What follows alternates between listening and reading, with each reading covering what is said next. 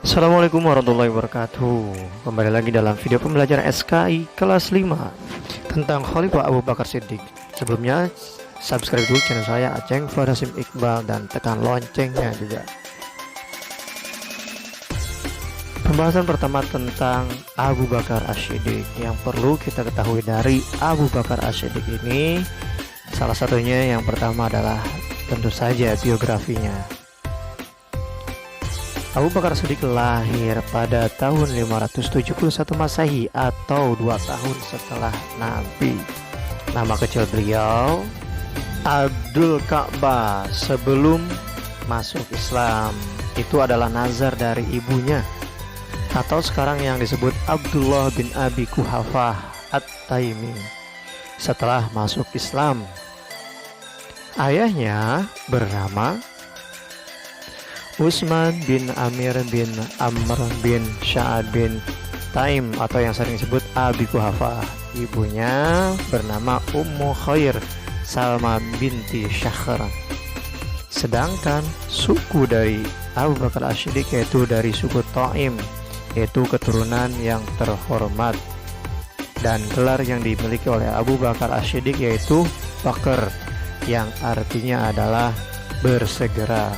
Dan selain itu gelarnya yaitu As-Siddiq, yang artinya adalah yang selalu membenarkan Nabi Muhammad, terutama pada saat peristiwa Isra Mi'raj Nabi Muhammad.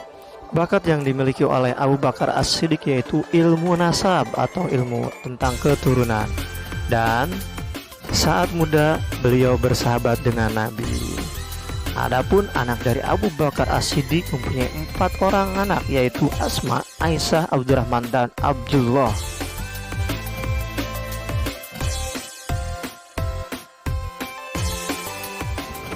Adapun tentang Abu Bakar yang harus kita ketahui selanjutnya yaitu berjuang dalam Islam.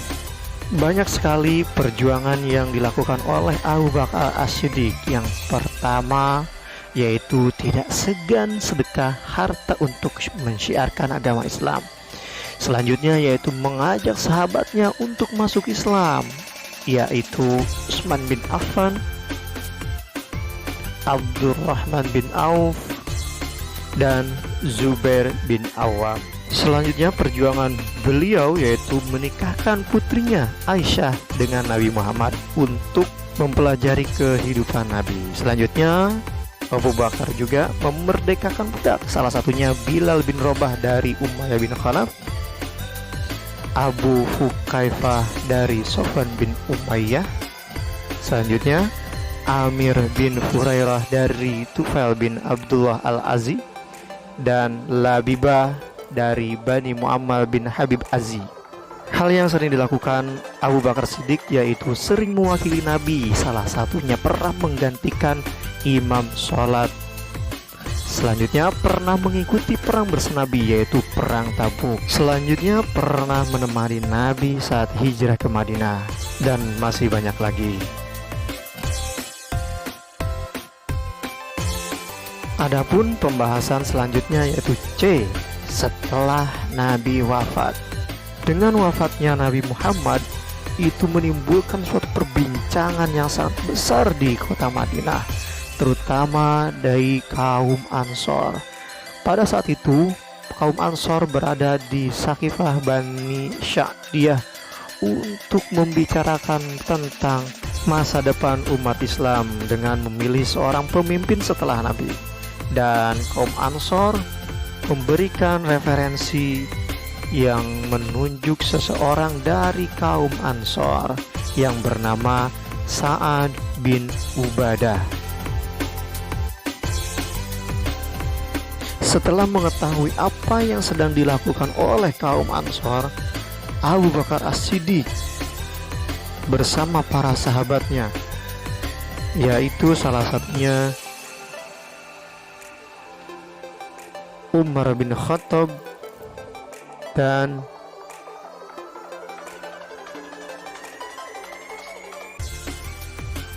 Abu Ubaidah bin Jarrah mengikuti ke sana. Lalu Abu Bakar As-Siddiq menunjuk Umar bin Khattab dan Abu Ubaidah untuk dicalonkan sebagai pemimpin setelah Nabi. Dan mereka berkata, kami tidak lebih baik daripada engkau Abu Bakar. Sehingga kaum Ansor dan kaum Muhajirin menunjuk Abu Bakar As-Siddiq sebagai khalifah selanjutnya.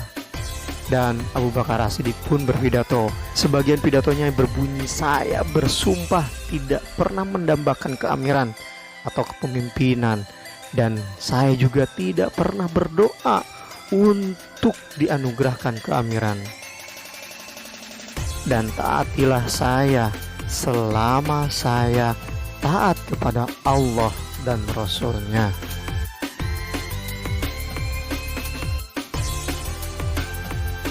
Selama masa pemerintahan Abu Bakar As-Siddiq, banyak sekali tantangan dan halangan yang dihadapi oleh Abu Bakar As-Siddiq. Salah satunya yaitu menghadapi kaum murtad. Itu bersamaan dengan keinginan Nabi Muhammad untuk menyerang kerajaan Ghassan.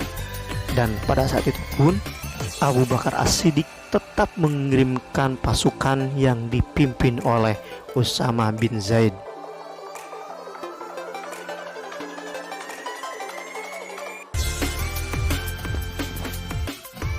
Di lain sisi, yang dihadapi oleh kaum muslimin yaitu keadaan negara yang tidak stabil dengan adanya kaum murtad.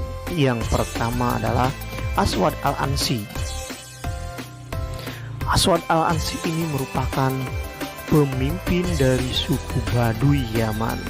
Dan pada saat itu Abu Bakar As-Siddiq mengirimkan Zubair bin Awam untuk menumpas Aswad Al-Ansi, dan ternyata Aswad Al-Ansi sudah terbunuh duluan oleh saudara dari gubernur Yaman. Dan akhirnya Zubair bin Awam pun memperoleh kemenangan. Yang kedua, Tulaiha bin Khalid Al-Asadi, yaitu nabi palsu. Tulaiha bin Khalid Al-Asadi ini merupakan dari Bani Asad. Abu Bakar pun mengirim pasukannya untuk menumpas nabi palsu tersebut yang dipimpin oleh Khalid bin Walid. Penyerangan pun terjadi di dekat sumur Buzahah, dan akhirnya Khalid bin Walid mendapat kemenangan. Yang ketiga yaitu Malik bin Nuwairah, seorang yang murtad, dan dia merupakan salah seorang yang paling berpengaruh, dan dia pemimpin dari Bani Yarbu dan Tamim. Abu Bakar Siddiq pun mengirim pasukan yang dipimpin oleh Khalid bin Walid. Pertempuran di antara keduanya berlangsung sangat sengit, dan akhirnya umat Islam pun mendapat kemenangan.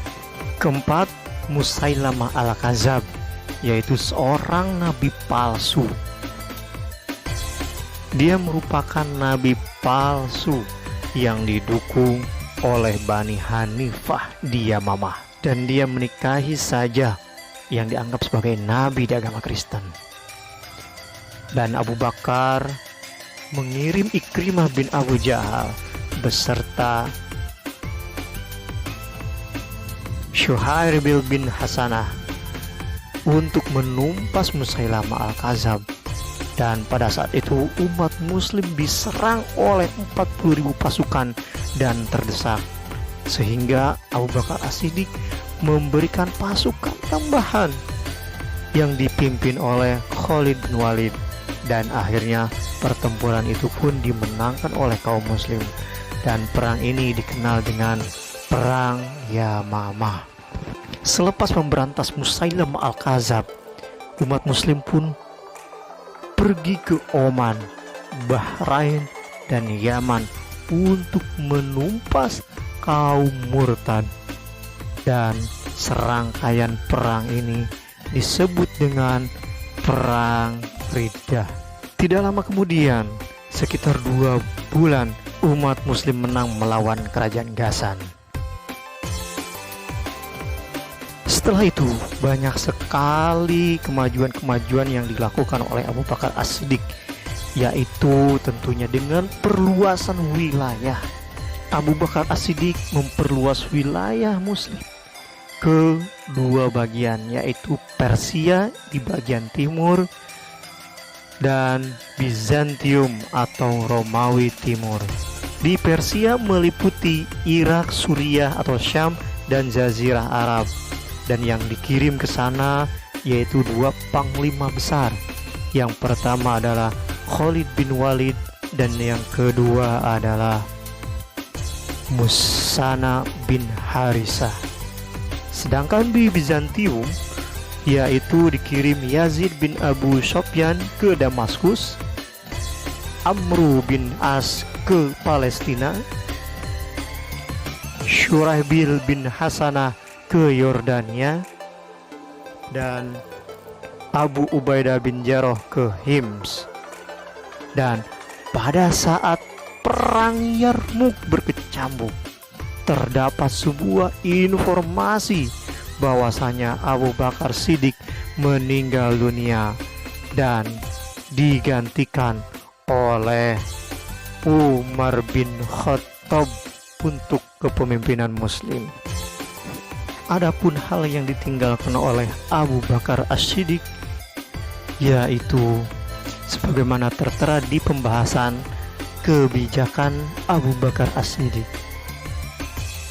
Kebijakan Abu Bakar As-Siddiq meliputi berbagai macam hal. Di antaranya yaitu menyetujui usulan pengumpulan Al-Quran yang diketuai oleh Zaid bin Sabit. Kebijakan selanjutnya yaitu Abu Bakar As-Siddiq selalu bermusyawarah dalam setiap keputusannya. Dan selanjutnya yaitu Abu Bakar mendirikan Baitul Mal atau lembaga keuangan negara yang dipimpin oleh Abu Ubaidah bin Jarrah atau yang disebut Amir al-Ummah atau kepercayaan ummah. Selanjutnya Abu Bakar pun mendirikan lembaga peradilan yang dipimpin oleh Umar bin Khattab.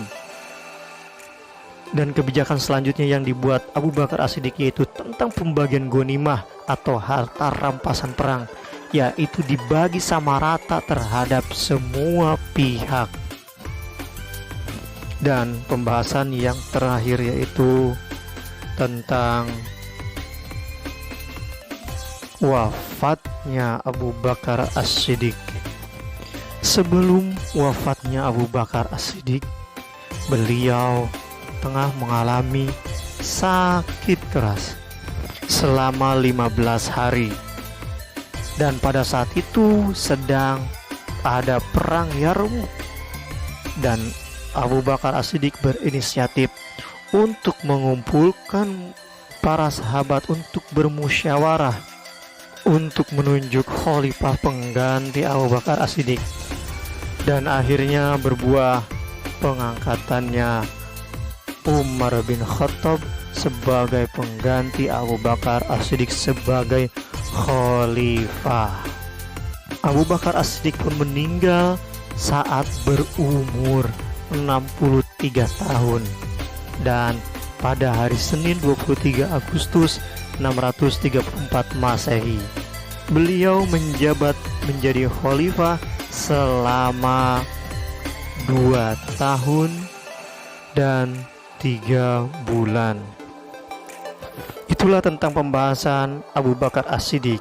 Jangan lupa subscribe YouTube saya Aceng Fuad Hasim Iqbal dan follow Instagram saya dengan nama @fuad_aceng. Terima kasih sudah menonton. Assalamualaikum warahmatullahi wabarakatuh.